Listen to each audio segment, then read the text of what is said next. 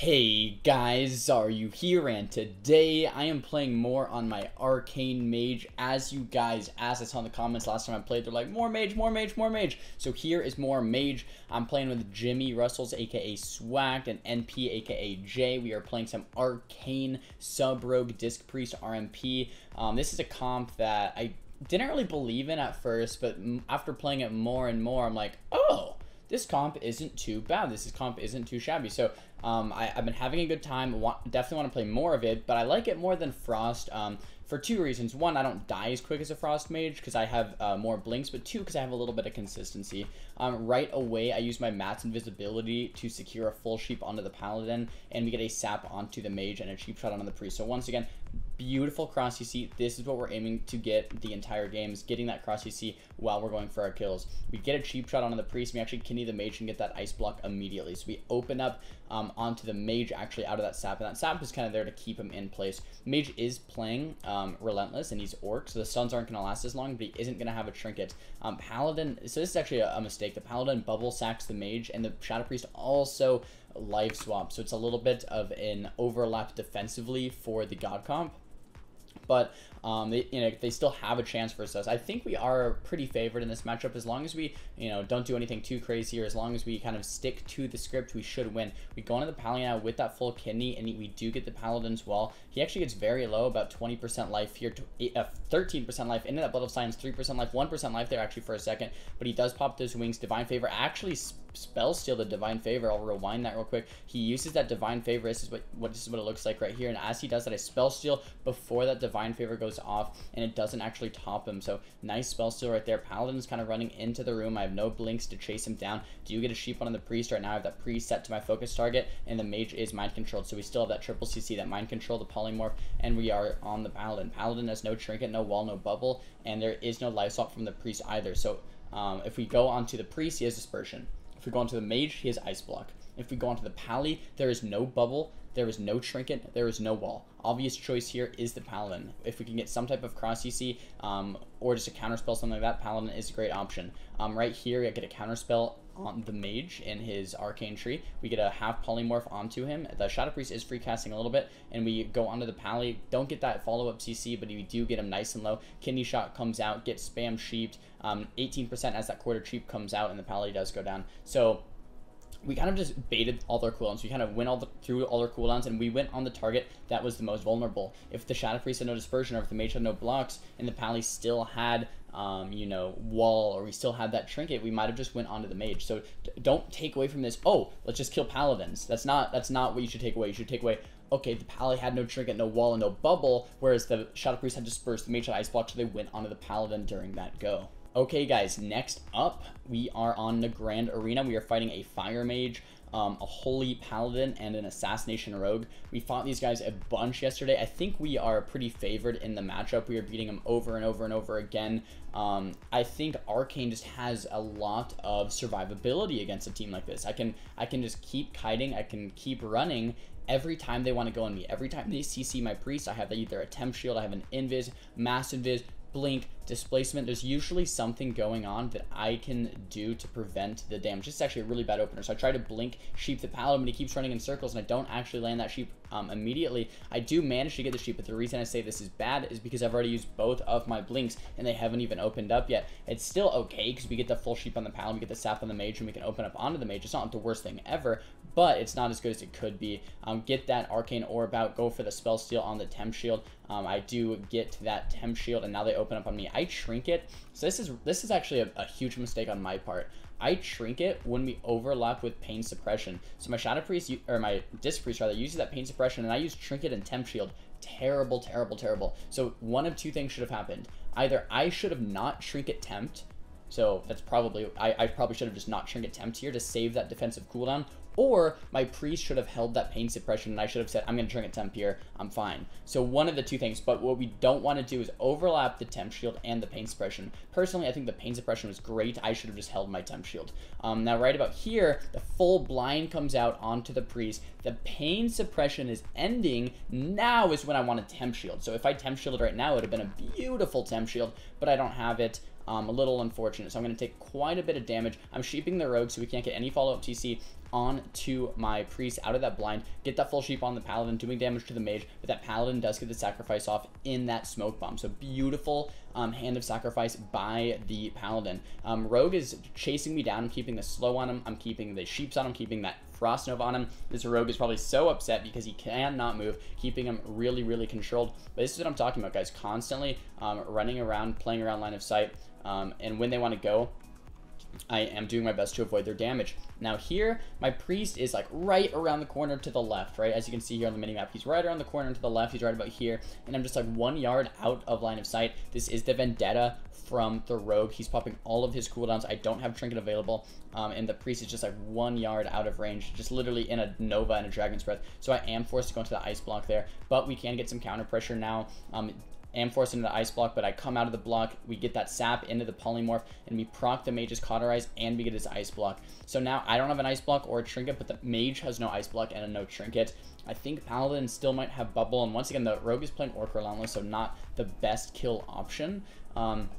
I really just want to keep an eye on the next CC chain onto my priest, and I need to survive, right? So here it is. The priest goes into the full Hammer of Justice. I blink away, trying to line of sight the mage the best I can, trying to kite the rogue the best I can. I blink away from the rogue, kite back in the full Hajj into the full Ring of Frost, but guess what? I'm still full HP. The rogue hasn't connected. If I can just keep kiting, the Dragon's Breath comes out. That was their entire C chain. That was a Hajj into a full ring, into a Dragon's Breath, onto my priest, and I'm 97% life just because I was kiting the entire time. This is what makes Arcane shine here in this matchup.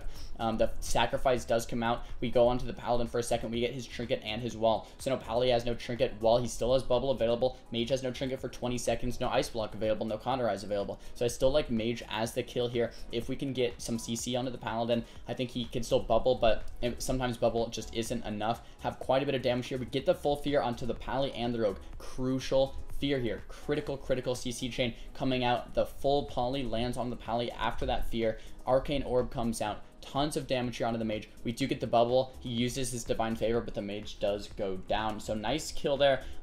Defensively, I think there's a lot to take away from this game. When your CC is landing, or when the enemy CC is landing on your healer, that's when you want to use things like Temp Shield, Displacement, use your blinks, use your invises, and really just kite away. Play defensive. When your healer's out of CC, good. He's on the diminishing return for polymorph or for stun or for fear. He's not going to get CC'd. That's when you can come out a little bit. That's when he can top you off, and that's when you can go a little bit more offensive. All right, hopping into a last game here. We are on Ruins of Lordaeron versus Thugonomics, Blue Gator, and Boosted Surge, Feral, Destro, Resto. And this is a team, guys, that we were losing to over and over and over and over again. This is one of our wins. I don't want to make it seem like, oh, I just clipped out the one win. I think we beat them 2, maybe 3 times. They beat us probably 5 or 6 times, just to disclose that so we don't get anyone upset here. But I wanted to show you guys one of our wins to show you guys that it is possible, even though this is a very, very difficult matchup. One of the reasons being is that they just have so many kicks. They have 2 spell locks from the Warlock. They have a shear and a grounding totem from that Shaman.